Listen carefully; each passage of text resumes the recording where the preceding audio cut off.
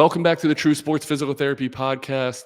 This is why I love doing podcasts, because it allows me to talk to personal heroes, to people I respect, to leaders in the community. All of that describes Jake Silberlicht, who joins us all the way from Israel. Jake, welcome to the show. Appreciate you having me on, brother. I would say that the feeling is mutual about being a personal hero. So this is a pretty cool opportunity for me as well. Super excited to get into it. And I was just talking to your media guy. You guys have been doing a great job with the social media and the advertising and the branding, and True Sports seems like it's going to the moon, and you guys are doing really great work. So super excited to be on and be a part. Well, we're thrilled to have you here. So what I wanted, your background is eclectic, to say the least. You grew up with a stick in your hand, I think. And then at some point in time, you saw the light, you went over to Israel, you heard about this Israel Lacrosse thing. So you start to get over to Israel and excel as an athlete. You represent your country in the World Games, both outdoor and indoor lacrosse. And then at the same time, you also volunteer for the Israeli Defense Forces. You become a soldier. And then even later than that, you move into triathlons and training a totally different speed, a totally different level. So I want to dig into that. Can you walk me through your mindset as an athlete, training as an athlete for all of those three different iterations: lacrosse player, elite soldier, and then an elite triathlete? Yeah, definitely. To be honest with you, I grew up with a hockey stick in my hand. So that's probably one common misconception about myself. But that was not on your Wikipedia page. Nah, we'll have to update that one. Yes.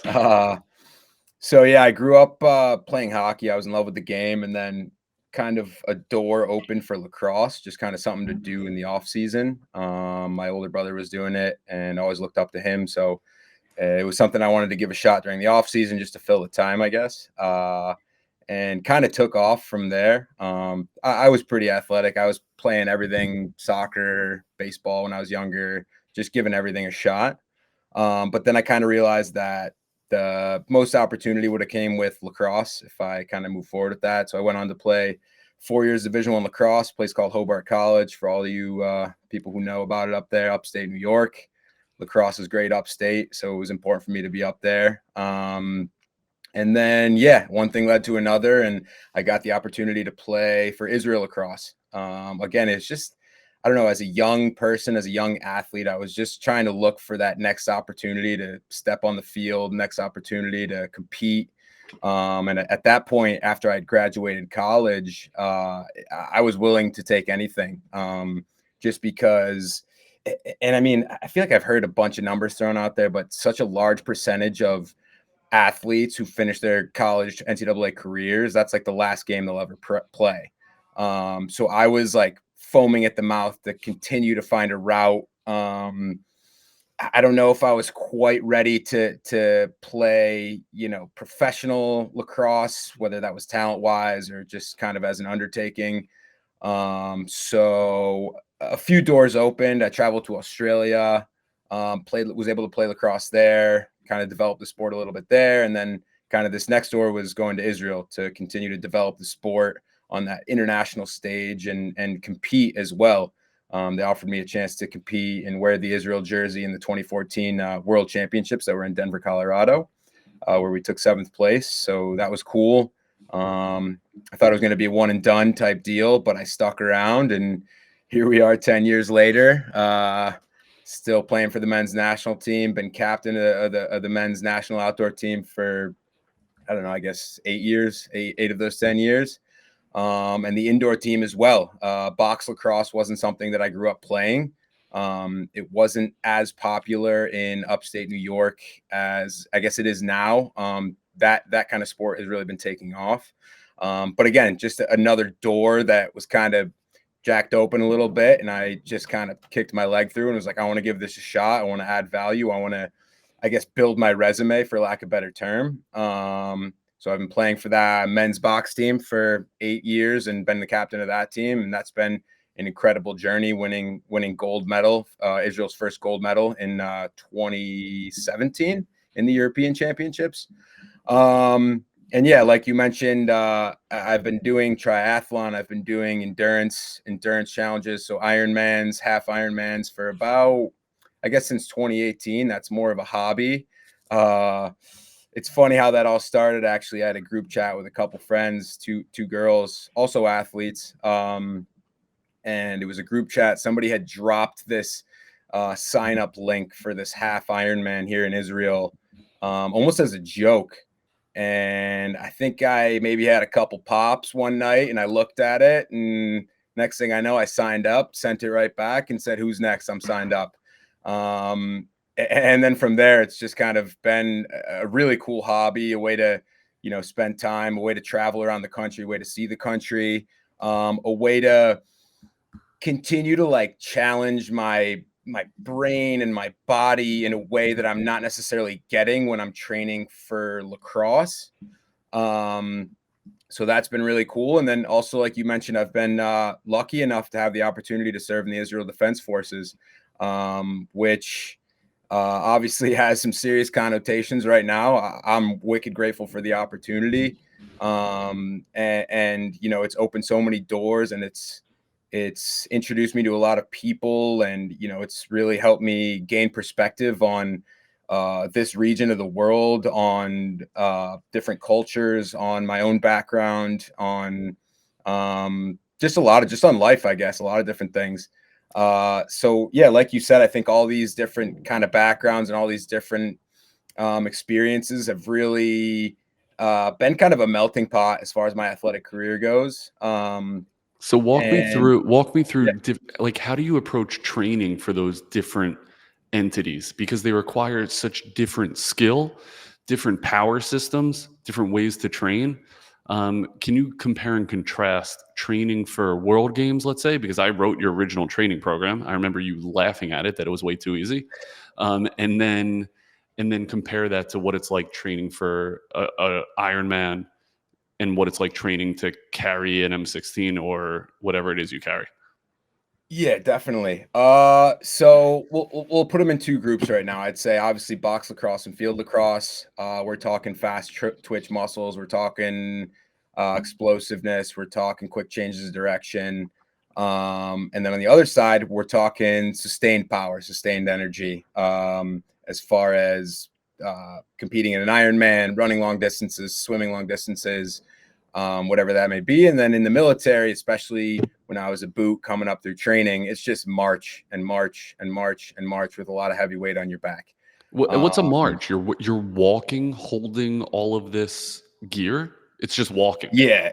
Yeah. So a march, I guess like your first week on base, they'll take you for like, I don't know, 3K with your vest on that's full of equipment. And then you kind of, as training goes on, up to it's about a year long. Once you get up to the end there, it could be anything from, 50 kilometers with a 50-kilo ruck on and your weapon and anything else they can throw on you.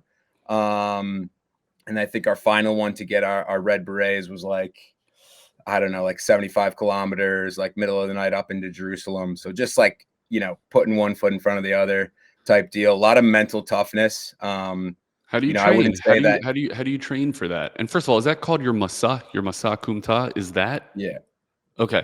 So how'd I do with that pronunciation? great. You're killing Thanks, it. dude. You're Well, you're you you're a taught me. real Israeli. Yeah, lahavdil. So tell me, okay, so first of all, who's putting together the training program for your army service and what you just laid out to prepare you for that masa kumta? Yeah. So the training in the for the military, a lot of young Israelis when they're like 16, 17, 18 years old before they go, they'll do something that's called kosher kravi. So basically combat fitness.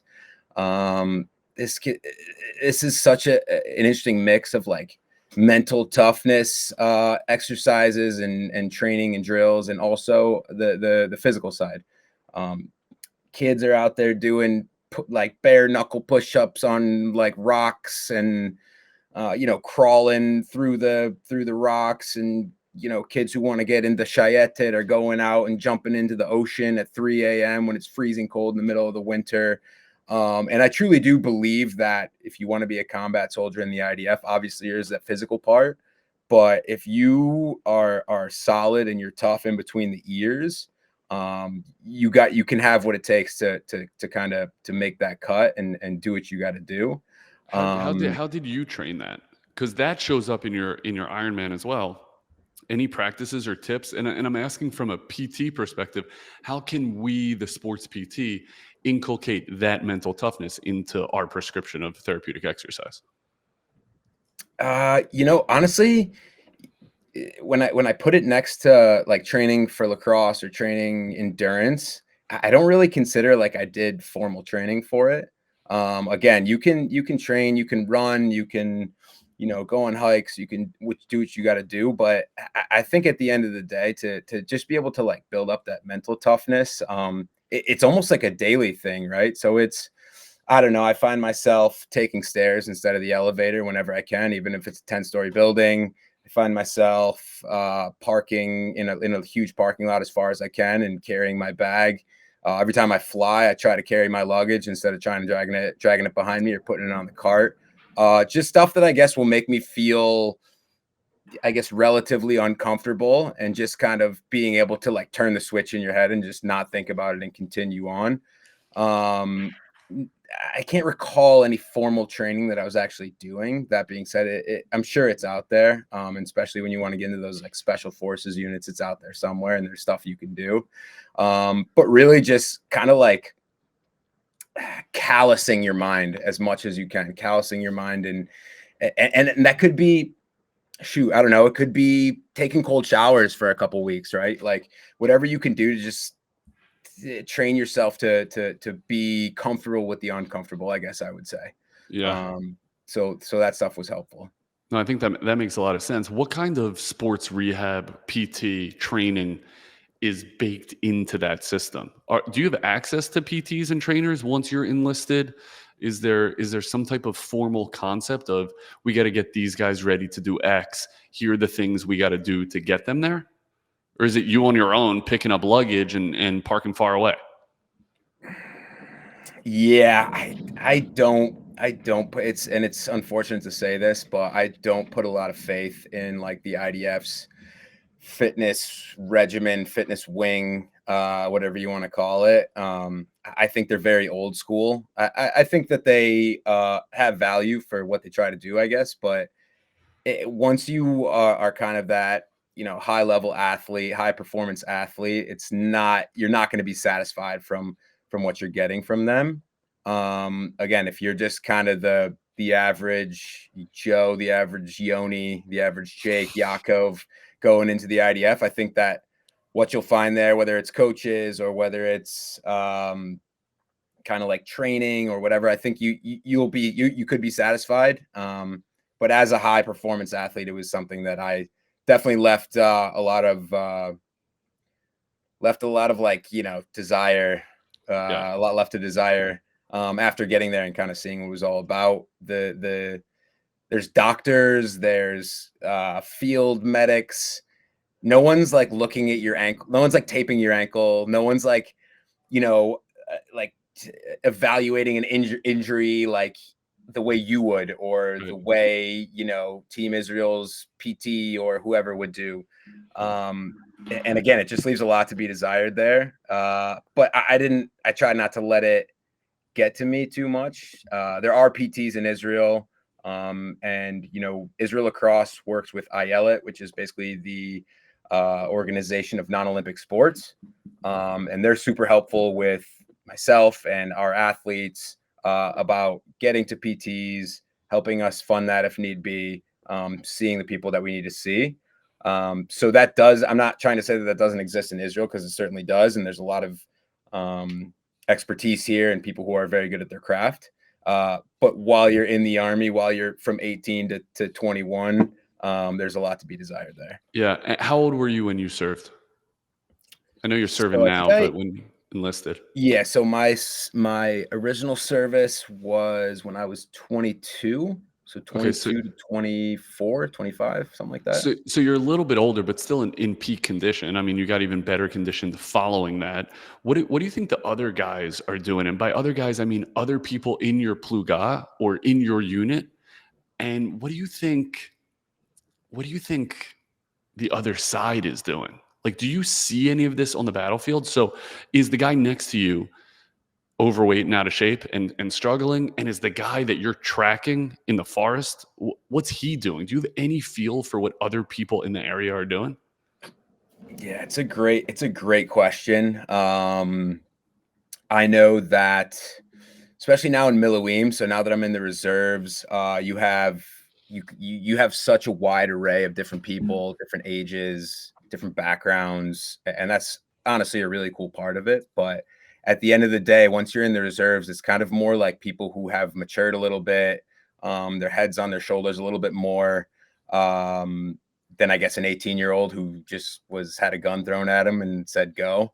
Yep. So guys do realize how important it is, fitness, and forget about fitness, just moving your body, right? Like we could be out there kind of sleeping in a hole for a week at a time, 2 weeks at a time. And it's like, all right, we got to move the body here, whether that's doing body weight stuff, getting together with everybody and doing push-ups, or, stretching, doing yoga. We had yoga sessions whenever we could. Who's leading that? Who's leading that? Are you leading that? I haven't. My buddy Josh has, though. I mean, anybody who has, a little bit of the background, who's done it before, it's like, again, that stuff is all very much modified so that we could do it out there and figure out, a way to do it where we can enjoy it and have it be effective. As far as like the other side goes, before the war, I was doing a little service on the Lebanon border and kind of in a very active area for Hezbollah.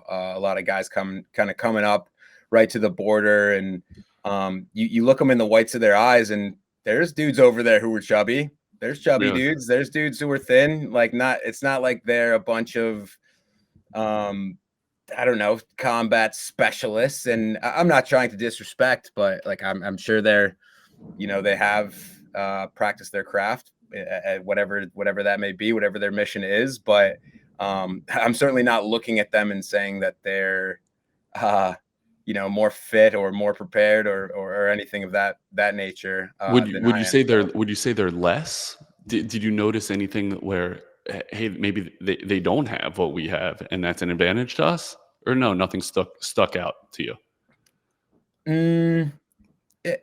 Again, like it's super complicated and it's very layered. So maybe what they're missing in fitness, I guess you could say, they make up for it elsewhere.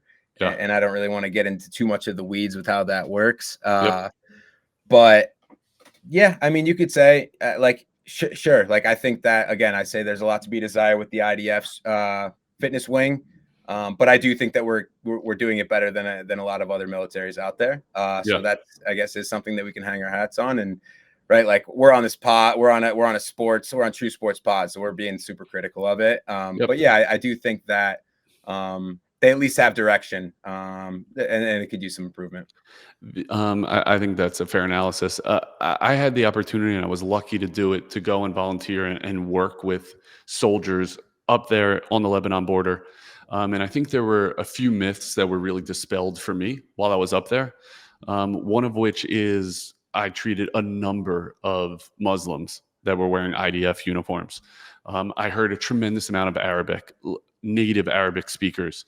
And it wasn't easy for me because I barely speak Hebrew, let alone Arabic, to communicate with them. But that was really shocking to me. Another thing that was shocking to me was how young some of these guys are. I mean, 18, 19, they are kids. They are college kids that should be upside down on a keg and not going out to war necessarily, at least in America.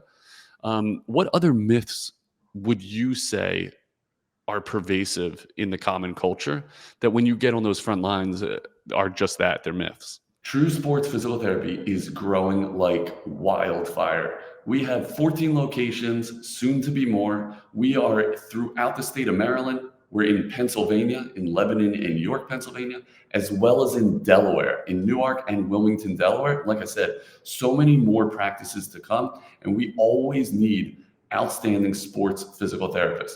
Our treatment style is unique. We are one-on-one with your athlete for 45 minutes every single session. You do the entire treatment. You do the entire evaluation. And they are in state-of-the-art facilities where you have room to run, throw, and jump and really get your athlete all the way back to on the field and better and stronger than they were. We also have outstanding salaries, comp structures, bonus abilities, 401ks, as well as a very strong continuing education offering, including in-house continuing education. And we're looking for you. Now is the time, as we are growing like crazy. Just shoot your resume over to Yoni, YONI, at True Sports PT, or shoot us a DM and we will hit you back. We will get you in for our unique, tried and true interview process and really make a determination that this is the right place for you to grow your career and get your athletes better than ever. We can't wait to hear from you. Yeah, first of all, Yoni, I think you have great Hebrew, so thank you. Let's start with that. For an American from Baltimore. Yeah. Some other common myths. I mean, I think one is, and I'm fully aware that the IDF is, heavily supported by the US, and the military is heavily supported, and we get all this funding, and it's millions and billions of dollars. And that's great. And I know that that's happening. That being said, like very little of that trickles down kind of to infantry units who are in the dirt on the front lines. That stuff's going to the IAF, the Israeli Air Force. That's going to massive purchases. And we're kind of showing up as reservists. And, I had a guy who got this protective like flak jacket, and he like pulled a little thing out of the side, and it was like from 1964 or something ridiculous like that. So it's like, we get out there October 7th, they throw a bunch of equipment at us and they're like, okay, go ahead. And we're like, I don't know if I feel that great about this stuff that I was just given. But luckily, there was such an outpouring of support from the Jewish international community, from the, everybody here on the home front, Israeli civilians, organizations, people just like opening their wallets, opening their hearts, opening their homes, doing whatever they could to help support soldiers during such a trying time. I know we got a ton of donations. There's this organization called Heart to Heart that donated to us tents and a generator and all this stuff that you may think is kind of just given to us and is a given, but it's really not. We got bare bones when we got there and kind of had to fend for ourselves. And luckily, it's such a strong community here in Israel and abroad that we were able to get the stuff that we needed: tactical helmets, tactical boots, tactical uniforms, like all the way down to this stuff. So that's kind of the first thing that I think about when we talk about, common myths that people may think of what's going on and what is actually going on. Yeah. And I definitely saw that firsthand. So take a step back. Let's start with lacrosse. Let's say you are the captain of the Israeli national men's lacrosse team.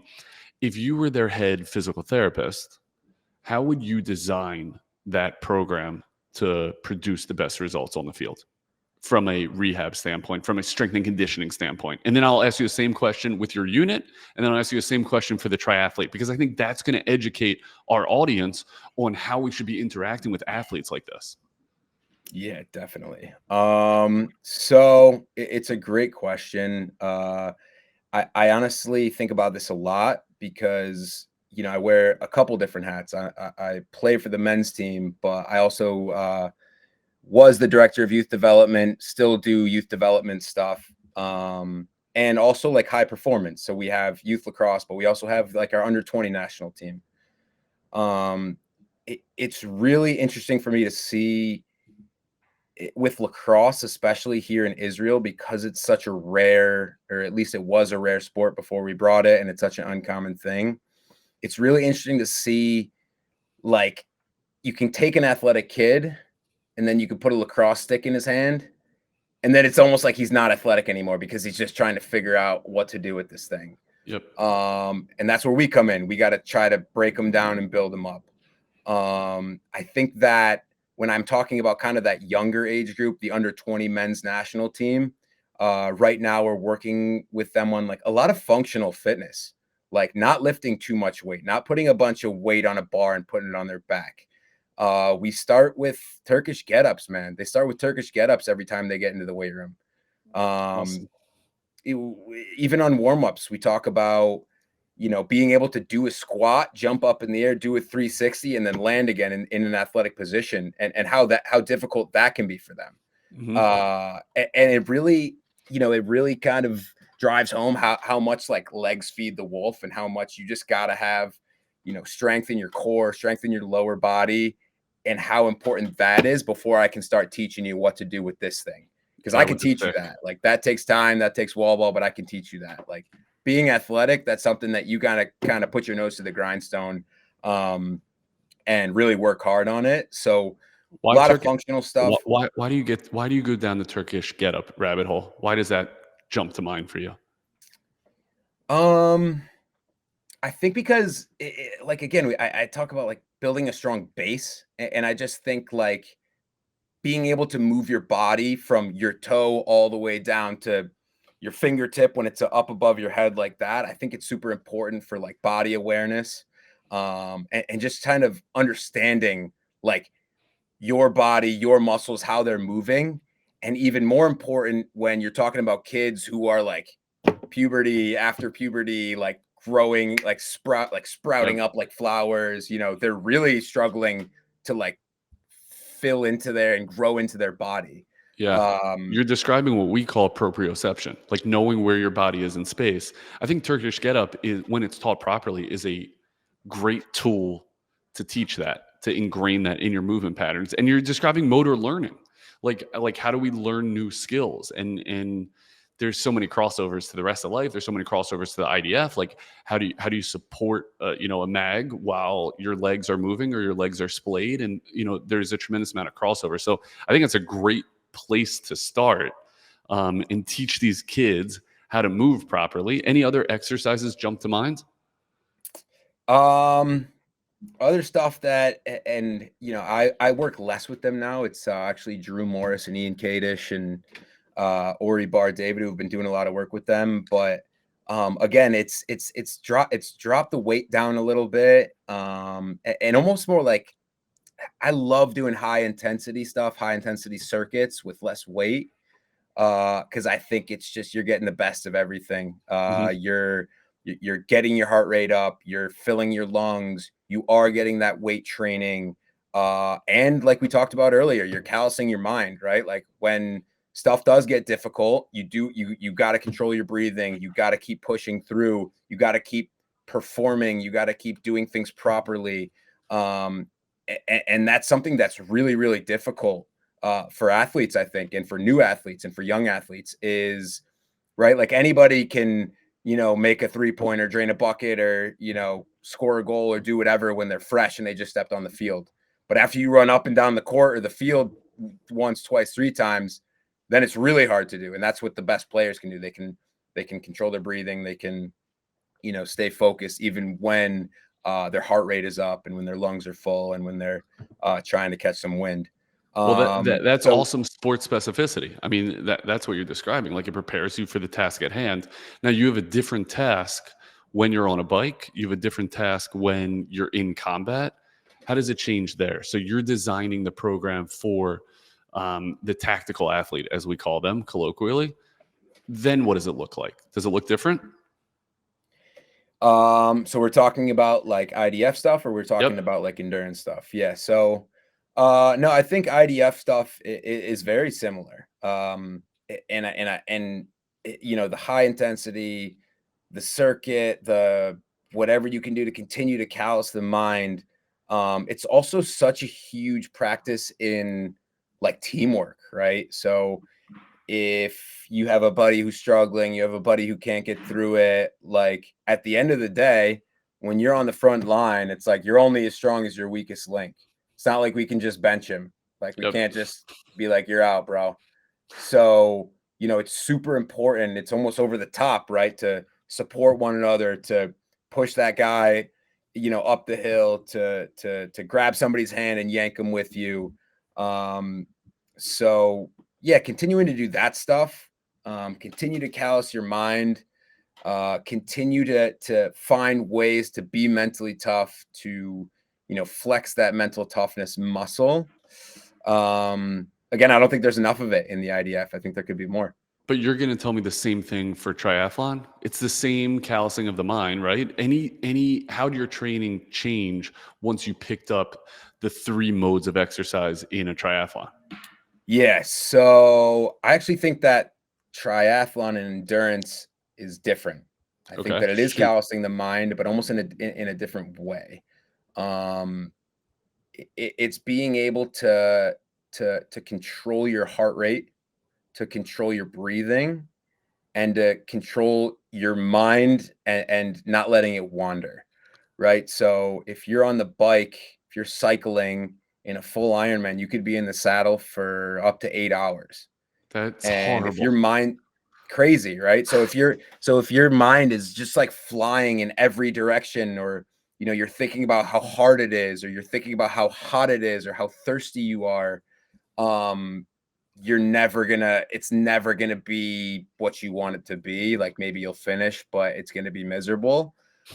Staying focused on putting one foot in front of the other. So how do you And practice that? If there's got to be more than just being on the bike. So you come to me with an injury, or you come to me with training questions and say, I'm training for an Ironman. I'm going to be in the saddle for 8 hours.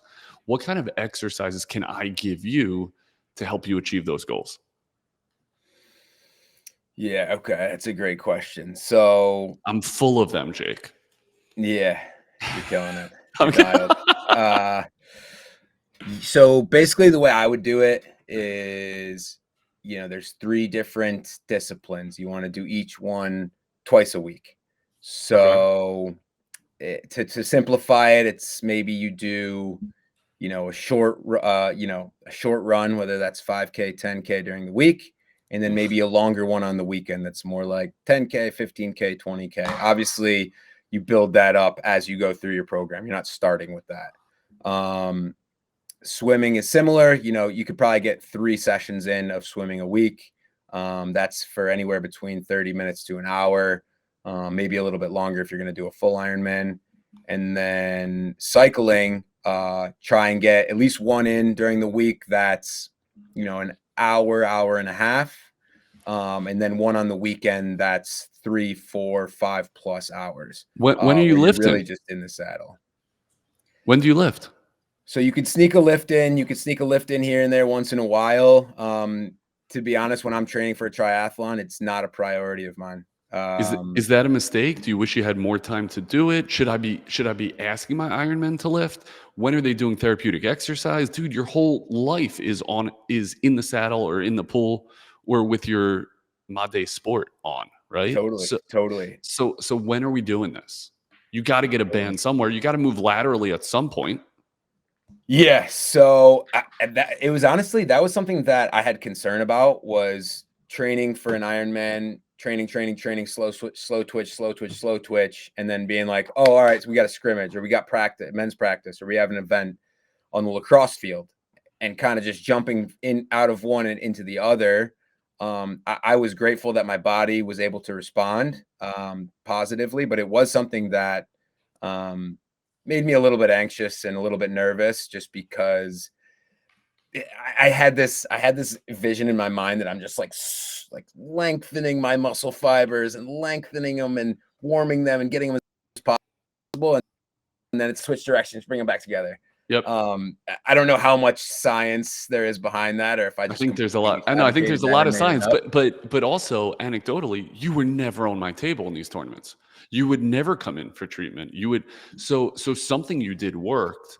So what was it that worked? Yeah. So when you asked me if I wanted to be lifting, I think that any time where I had enough energy to get into the weight room or do something else besides train endurance, I was mobility, stretching, Stretching. rolling, maybe some body weight stuff, but like, really just like being proactive and trying to prevent, being preventative of that kind of stuff.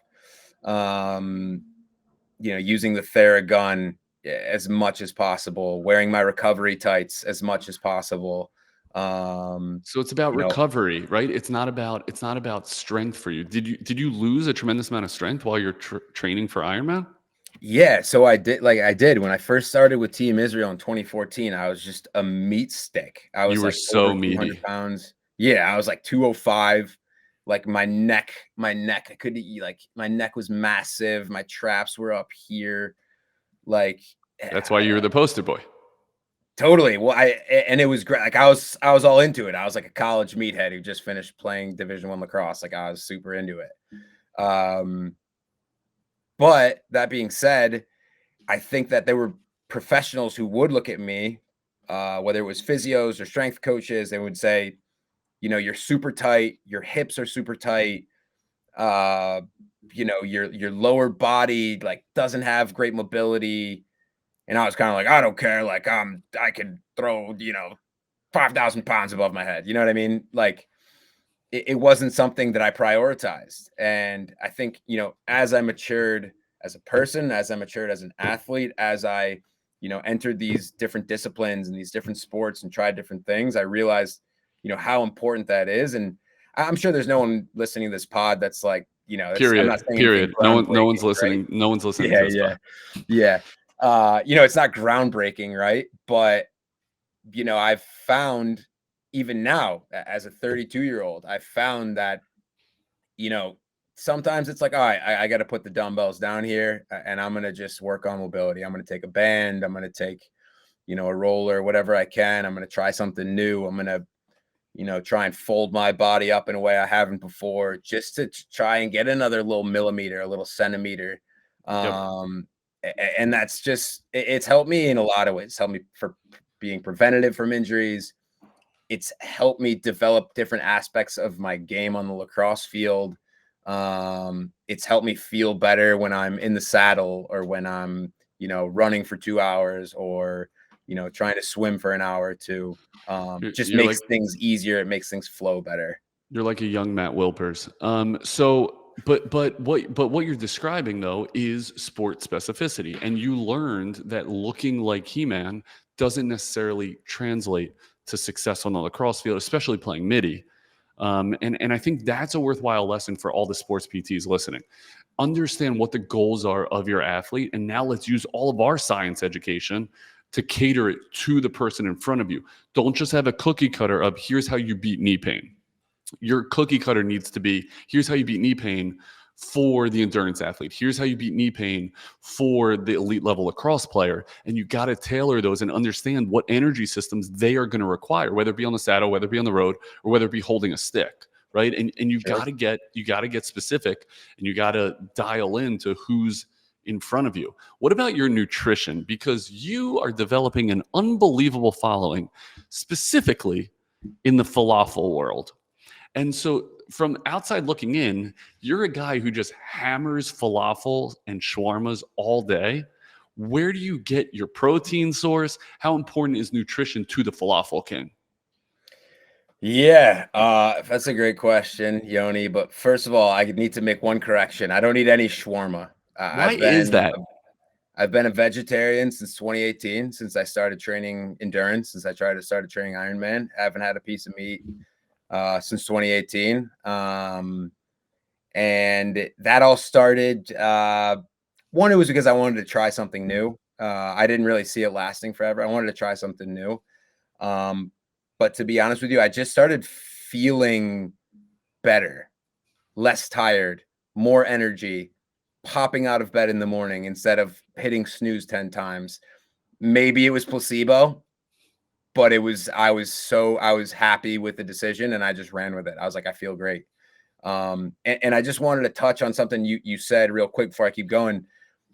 Thinking about sport specific and how do I, you know, train or am I preventative or how do I rehab for an endurance athlete on his knee versus a lacrosse player on his knee? And correct me if I'm wrong, I think it's almost even inside that. Okay, now I have two different endurance athletes that have knee issues. I have Yakov and I have Matthew. And I think that they both respond differently. Maybe this works for Yakov and this works for Matthew. So just that even like specificity of a certain athlete is super important. just like That's an nutrition, important point. Yeah. just like nutrition. And that's where I was going with, is just like nutrition, is that different cars need different types of fuel, just like different people need different types of food. I'm not going to sit here and preach to all 0 of your listeners that 0. being a vegetarian or a vegan is, the best thing for you to do, and you have to do it if you want to be successful, because that's just not true. Like, it needs to be tailored to what makes you feel good and what helps you perform at the top level. I didn't feel like meat was helping me do that. That's why I tried this vegetarian thing, and it's been going really well. Cut out meat and fish. Like I said, where do you get your protein? Where do you get your proteins? Just plant-based, obviously. And what has that done to your body? Are you able to keep muscle on? You're talking to a guy that only eats red meat. So Totally. it's so maybe that's why you look like that and I look like this. But it's stark. It's such a stark difference. So tell us how you train at these high levels, how you compete at these high levels, and you don't eat freaking meat. Yeah, I think red meat causes hair loss. That's why it's happening to you and not me. No, it doesn't. It's not happening to me. It has happened to me. But yes, I appreciate that. Although I thought those extensions were attached to your hat. You wish. I know you're jealous. I do wish. I also wish I could grow a mustache like that. But I digress. Okay, so where do you get your protein? Hey guys, quick pause and a quick shout out to this new masterclass that we just launched here at True Sports Physical Therapy.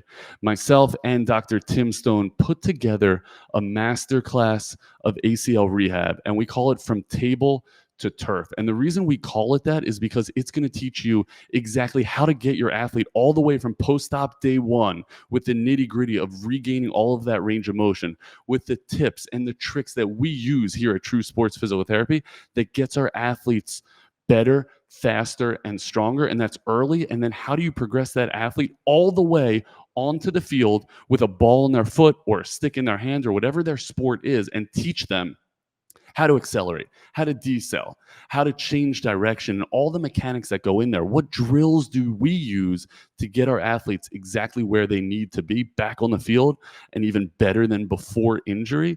And I want you to sign up for that class. Now, you can find it on our website. You can shoot us a direct message and just say, hey, send me the course. It's right now on sale, so make sure you sign up now. It is fully accredited to get you all of your continuing education hours. Sign up for the True Sports Masterclass ACL, From Table to Turf. Thanks, guys. Yeah, so like you said, I got a falafel Instagram page called the Falafel Feed, so go out there and give it a follow if you're there's no protein in falafels, dude. Oh yeah, what do you mean? Where? Falafel balls made out of chickpeas. Chickpeas. Falafel balls made out of chickpeas. Also, you're when you dump tahini on it, that's packed. That's sesame. That's protein packed.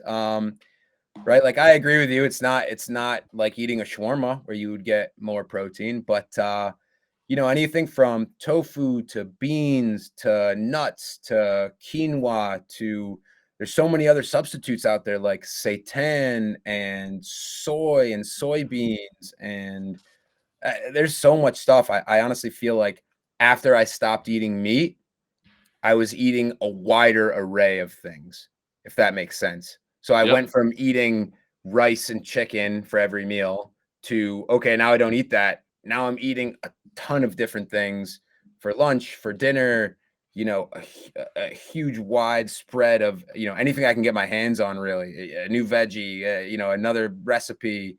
It's so easy now with like Instagram and stuff. So many people are posting content of, easy meal to, vegan meal, vegetarian meal to prepare in 20 minutes.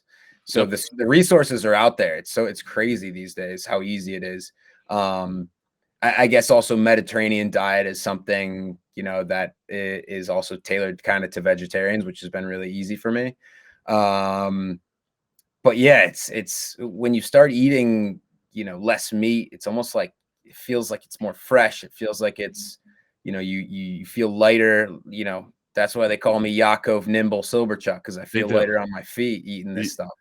It's because of your giant ass calves. That's why you're nimble, dude. Freaking they're weighing me down. They're weighing me down. I just think it's interesting that you're able to get enough protein to sustain the level of activity that you obviously keep up.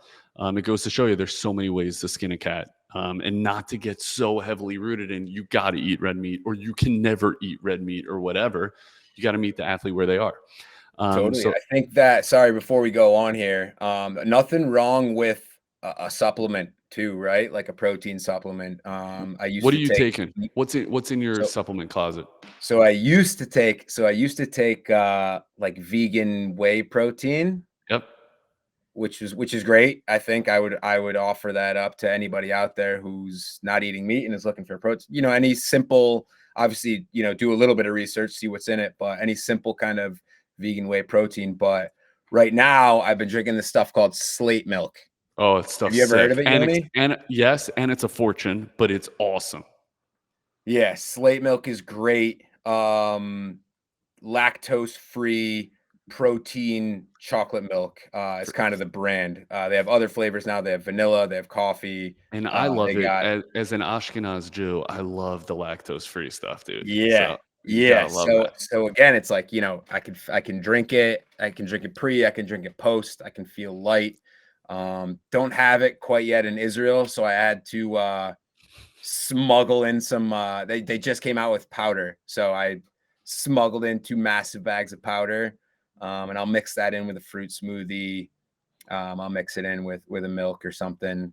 And that's how I'm fueling up I love immediately that. following a The session. last thing that I smuggled into Israel that we can talk about on the air, I went to when I was in yeshiva Fruit roll-ups. for the year was not fruit roll up because they probably have that there, spelled with a fe. They did not have Heinz ketchup. That had not reached Israel back when I was there for the year. I brought 2,000 individual Heinz packets from my local pizza shop, which is basically just a bucket of sugar. But shout out to my Mhm. dad for allowing that to happen, bringing a whole Totally. suitcase. But they have that there. Anything else they don't have in Israel that hasn't made it there? I mean, there's a ton, but nutritional wise, Yeah, it's so much stuff. Like just the convenience of like you walking into Trader GNC. Joe's or Yep. Whole Foods or Publix, like we ain't getting that stuff. Like Yeah. like honestly, anything specific is just kind of leaving my brain right now. But Yep. you know, just simple items that you can think of, or brands, really, like simple brands. Like I Okay. said, there's no slate milk here. There's no, Yet, you know, but I know a poster yet. boy. I Yeah, know yeah. who Trust would me, be there. I'm working on it. I'm working on it. I love that. Um, Okay, but that's a good segue to our Eric Cressay lightning round. Ready?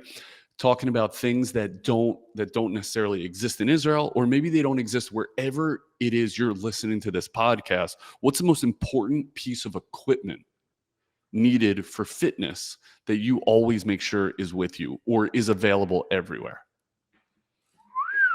You get one that's a piece. One piece. Is Lightning this wait? round. It's Don't forget the lightning lightning round. round, so I have to answer it immediately. Yes, and not just delay and repeat and translate in your head back and forth from Hebrew to Arabic to English. Yes, Okay, just give me an one answer. piece. Okay, for lacrosse, it's a cup. But in general, for any sport, it's got to be your foam roller. Has to be. Okay, that's I feel like amazing that's because not a hot take there's either. not a lot of science behind the foam rolling world, but you're gonna say anecdotally with an N of one, you got a foam roll. I gotta have a foam roller, whether I'm going out for a run, whether it's before competition, whether it's after a session. I gotta have it, and I also I got the Theragun too, so I'll throw that in there. And the But Theragun. I Okay, feel like fair. that's Okay, pretty important across all. who is the best soldier that you've ever been around? Itamar Shaviro. Why? That guy sounds like a stud. Why? Yeah, he is. Well, so he's our officer of my machlaka. He's younger than me by probably 5 years. Absolute beauty of a human being. Why is he? He he puts the team before himself 24/7. Like it sounds cliche, but I've never met anyone like it. I've never played with any athlete like it. Like will literally just, you know, fall on the sword at any moment for the greater good. Um, he also does a great job of towing that line between being an officer and, you know, being eye to eye with all of us, regular soldiers. Where do you think he And, learned that? I mean, he's below 30. Where did he get this acumen and skill? dude, it's like in their blood. It's like It's in in their Israelis' blood. blood, this like military thing. It's like even when I showed up when I was 22 and I was, with 18-year-old kids, like they almost like had this instinct already that I didn't, because I feel like it's in their blood and it's like so ingrained in the culture. Did you read The Genius of Israel? Who's that? Oh, it's fascinating. It's well, it's you, first of all. Second of all, it's a book written by the same guys who wrote Startup Nation, about like how Mhm. the Israel tech sector, right? And so Yep. they talk about this concept of gibush. How would you translate gibush for all the sports PTs listening? Team bonding, baby. Team bonding. And that, so they have like the Boy Scouts. The difference between Boy Scouts in Israel and Boy Scouts everywhere else in the world is these Boy Scouts in Israel, in order to achieve gibush, they pull out the adults from Boy Scouts. There are no adults. It's just led, it's youth led, and it's youth leading other youth, and they started from a really young age, and that just inculcates this feeling of camaraderie, of teamwork, of team building. And maybe that's where your buddy got it from, because you're right, it's everywhere.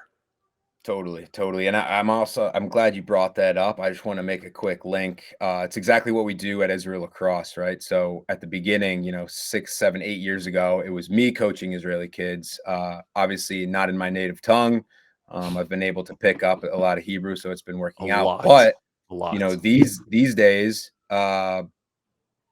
I have kids who came through our academy, who came through our program, who I found in school, put a stick in their hand. They played for, 4, 5, 6 years. Now they're going through Wingate to get their coach's certification, and then they're coming back to coach our players and be our leaders, be this kind of next generation of leaders in the lacrosse community, but really in like the Israeli community and in their communities as a whole. Yeah, Being good examples and it's beautiful. doing the best to just like give back, and community outreach. So Great leaders create great leaders. That, I mean, totally, man. and that's what you've done. So good on you. It's one of the many reasons you're my hero. Another reason is your mastery of the safa. Uh, so how do you learn new skills? How did you teach yourself Hebrew to the level you've achieved it? I got you fooled, bro. No, you You're don't. No, fooled. you don't. I heard you speak in front of 48 countries in perfect Hebrew that was so far above my head, who had been studying the language for 15 years. How'd you do it? A lot of downtime when I was in the army. Guys were really helpful. Friends were really helpful. Um, I maybe didn't realize this fully at the time, but this is almost a piece of advice for anybody out there. And it doesn't have to be Hebrew. It could be any language, and going to any country. It will enhance your experience by like, the nth degree, by like 1,000 times. Even if it's just a little bit, you don't have to be fully fluent. Like just being able to get on that level, that personal level with someone. And in this case, when I'm talking to a player or a student or a young athlete, it's like just being able to kind of like look them in the eyes and just like try and level with them. And that was something that like really drove me when I first got to Israel and I couldn't speak Hebrew. I was like super, super frustrated that I couldn't communicate the way that I wanted to. Yeah. Obviously, there are other ways of communicating. We can use the sport. Like that's what we do. We use the sport to communicate. We use our eyes, we use our hands, we use our bodies. We use movements. And that's great. That's the beauty of sport, right? That's the magic of sport. But just really committing to it and, not necessarily sitting down for hours and studying. But here and there when I have time, taking out a notebook, I would walk around. I think I still have it here. I still have one, just like a little notebook in my pocket. Whenever you hear a word that you don't know, write it down. And then, ask a friend, ask an Israeli buddy when you get a chance to figure out what it is, and just carry that thing around. And, if you're sitting down on the toilet or if you're sitting on the train or whenever you have a chance to pull that thing out, just do a couple reps, like go for it. And then That's I really think, awesome. I mean, yeah, that's great I think the advice. catalyst, yeah, I think the catalyst, and this is the most important part, is even when I didn't know a lot, just put yourself out there and go for it. It was easy for me because it's less frightening, I guess. It's less, and it gives you less anxiety to do it in front of kids, right? Like I didn't care if I was going to make a mistake in front of kids, so I would just like go for it as if I knew, the entire language, and just went for it as if I was like speaking fluently, even though I wasn't. But getting those reps as Yep. well, because I think that's a lot where a lot of people get tripped up, is like, I don't really know the language, so I don't want to, I don't want to make, say I don't something want to sound silly, dumb. and Yeah. yeah. Well, So we that's a deal huge with part. the same thing. Like we learn an entire new language when we go to graduate school: abduction, adduction, dorsiflexion, flexion. Now these things are so rote, but if you shy away from using them, you'll never use them properly. And you got to celebrate your failures. Like, how many times can I make a mistake in this language today? Because that's the way you're going to learn. What's your favorite Hebrew word? My favorite Hebrew word. It's a great question. I, So in Hebrew, you know about this, something called Reshetevot, and it's yep. basically like a There's contraction. Is that what they're called too in? many of them. There are too many of them. Yeah. So You, one of them you, is I was gonna say, you one guys of love them. You just, yeah, the army loves them. It's painful to like. I yeah, just learned that, I'm embarrassed to say it, but with the theme of the day, that what you call the airport is a nut bag. Like yeah, not the bug. nuts bag. Like dude, I've only been Yeah, there a million times, and my little sister who lives in Jerusalem is like, "Yeah, you're gonna go there to Nutbag." I'm like, "The what?" She's like, "Nutbag." I'm like, "The nut bag." She's like, "That's what we that's call the air." incredible. It's ridiculous. It's ridiculous. Okay, what's your favorite? That's We'll go with contraction. What do you that's want to call it? incredible. Abbreviation. My favorite is schnatz. Which So that's Sheinat Tzaraim. So afternoon sleep. So basically, you're just taking a cat nap. It's called schnatz, not. Thank you and for yeah, I love teaching it. that. All Okay, that's awesome. all listeners out there, yeah, you all deserve a schnatz. Everybody listening right now, you deserve a schnatz. Don't let anybody tell you otherwise. That's also a ridiculous word. Like, why would you call that a snot? Why would you call your afternoon nap a snot? Okay, a schnot. Where's the best falafel in the world? You can only have one. You're about to die. Before you die, you're about to eat a falafel. Where are you getting that falafel? How do you not Falafel have? gabai, Okay, falafel gabai, bogershov, bogershov street Bogershov. in I'm Tel sure that's Aviv. the way they Yeah, pronounce it. Bogershov. Um, buglashov, okay, buglashov. Bogershov. And what's so good about it? Let me guess. The falafel ball is green. Yeah, so it's a great question because there's a lot of criteria for a good falafel. The falafel ball is green, it's You're crispy on sick. the outside, it's cooked all the way through. The pitas are warm, served warm, they're chewy. They have integrity. Pita integrity is huge. We can't have a blowout when we're trying to eat a pita. The salatim are fresh. The vegetables, everything's fresh that goes in there. They're harif. They're spicy. Ugh. Is spicy enough, but not too spicy Everything is too spicy for this Ashkenaz Jew. for you. Yeah. Yeah, yeah. The pita is very organized. The way they put everything in there is organized. You get a little bit of everything on each bite.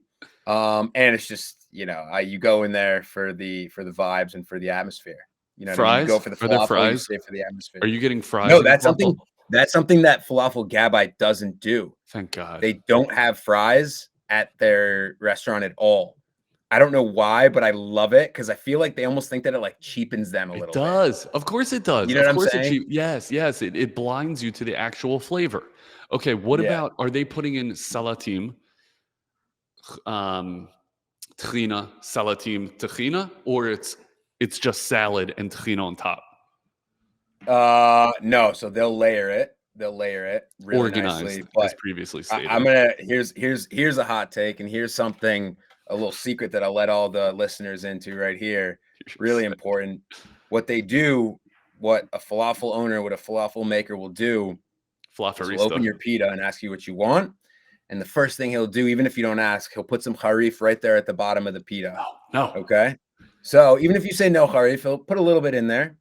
And then so you get your falafel, someone who's on a rush, they're like, no, nothing to drink for me.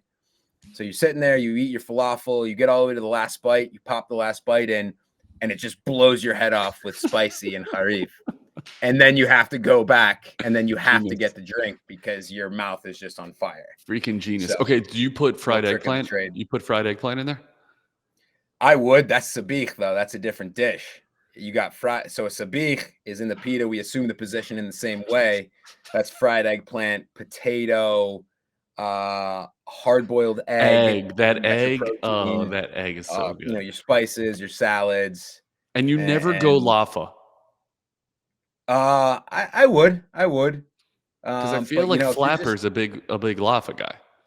he could be. He's vegetarian too, but again, if you're just trying to have the quick business lunch and stay light and stay nimble on your feet, stay quick on your feet, just get a pita, tina amba, get it down. You're out of there. You're on to the next thing. Do you ever get napkins, or you just use your muscle tee?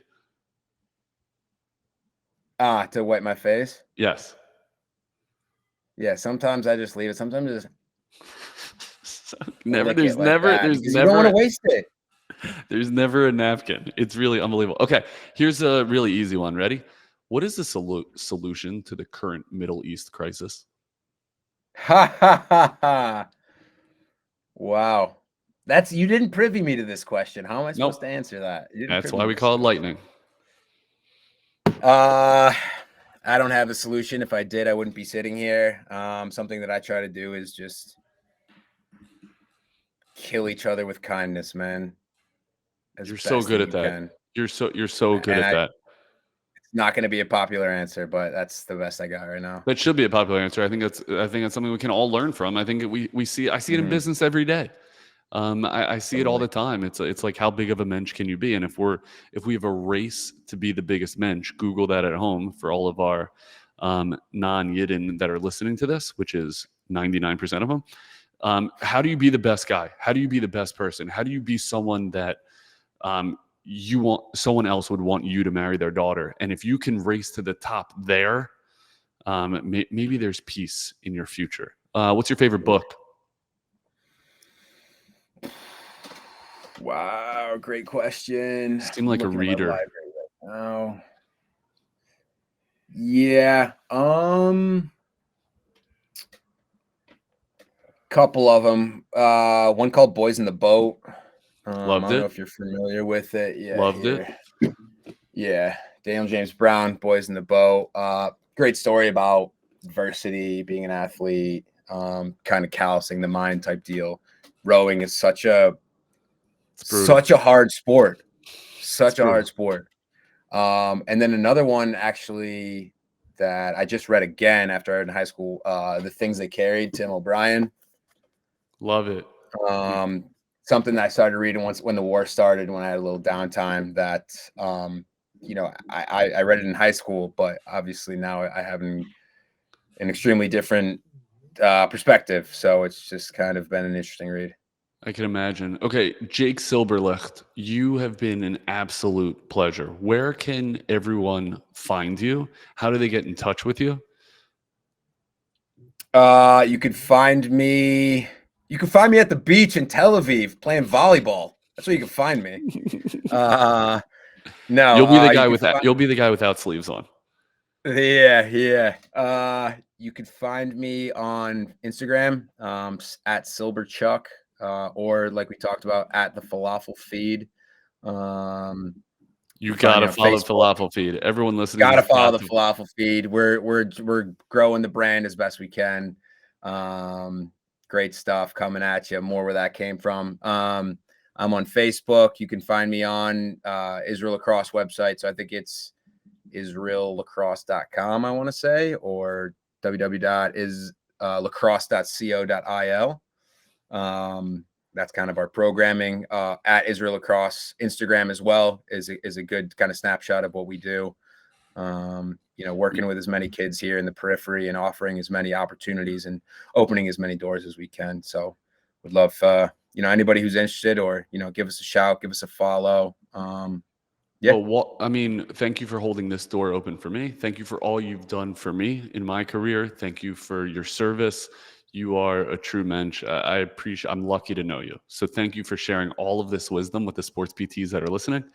And we'll do it again soon, man. Thank you, Chuck. Yoni, I appreciate you, man. I think you it's a really cool thing that you got going here, and appreciate you having me on. Hopefully I added a little value. I was hoping to give you a quick lightning round if we have time. Sure. All I got is time, dude. What do you got? All right. One tip for an aspiring physio who's still a student. Don't believe what they're teaching you in school. Because we want to believe other things? Because I want you to learn them in the real world, and they being the academics, they live in academia. Like you said, you were talking about foam rollers, and if you look at the literature on foam rollers, it's eyewash, as we say in the baseball world. But I also know it's helped a tremendous amount of athletes, and there's so many examples of that. And this is such an art, more so than a science. And you're not going to get that in school. You get that in the real world. That's why I started this podcast, to talk about things that actually help athletes, to talk about things that actually help patients of all walks of life. It's not all in textbooks. It's far more in the clinic. What else you got? See how I didn't repeat the question, Jake? Nah, you nailed that one. You knocked it out of the park. All right. Well, my girlfriend is an aspiring physio, so that's why. Hell yeah, I want to hire her. So. I want to hire All her. right. I want to work for her. How about True Sports Jerusalem? You said she lives, right? Wow. Well, no, she's from Jerusalem. She lives in Tel Aviv. How about True Sports Tel Aviv? Already done. Already in the plans. All right, stamp it. We got it. Biggest challenge you overcame when you were creating a brand / starting a business? Good question. The other piece I would say is, don't forget about who got you to where you are. There is no True Sports without Jake Silberlicht. I would not have an Instagram presence or following without Cody Levine. There's so many outstanding influences from the Israel Lacrosse world that has helped me. This is not hyperbole when I say it is an honor and a privilege, and I'm so lucky to have been in the right place to treat Israel Lacrosse and to work with them. I would say is a lesson to take forward. The people in front of you are tremendous opportunities. Love that. Is the first thing was almost like an ete brute, like a Brutus Julius Caesar type deal. Biblical. Yeah, it's biblical. I don't know anything about that. You're the one laughing now, Yoni. I don't know about that. I'm laughing because I get to talk to heroes like you. You're my hero. Thanks, dude. Last one. If Yoni Rosenblatt was going to be a pro athlete tomorrow, in which sport would it be? Baseball. I have an insane knuckleball, and I have no idea what to do with the lacrosse stick. But my knuckleball, Gavin Sheets would have a very hard time hitting my knuckleball. Yeah. Are you a righty or a lefty? Righty. In so many ways, I'm a righty. So you just want to sit in the bullpen and just chill and only play like one game every week? I want to sit in the bullpen, chew seeds, talk to Gabe Kramer about riddles that I just, don't know. I want to play pranks on the real stars of the team. I deserve to be in the bullpen, not a closer, because those guys throw heat and my elbow freaking kills me when I try to throw hard. Yeah. But dude, this knuckleball, look out. Come on, ask me a hard one, Jake. What do you mean? Those were 3 good questions. Those were 3 outstanding questions, and that's why you should have your own goddamn podcast. Nah, the Falafel Pod? Yes. All right. Get me on the Falafel Pod. I have a lot to add there. I'm sure you do. I gotta get something like maybe Flapper I can get, but Flapper is he's a behind the scenes guy, I feel like. You get me, you get Ian Kadish, you get Scott Neese. These guys know how to eat falafels, dude. Throw it down the chute. Throw it down the falafel hole. Assume the position. Assume the position. God bless you. You are a celebrity in my household, Jake. A quick shout out to another hero being Ruvain Dressler. If you don't know who that guy is, look that guy up. He was one of the best athletes ever at Yale University. And then his story through Israel Lacrosse and the way he came back for 2014 World Games.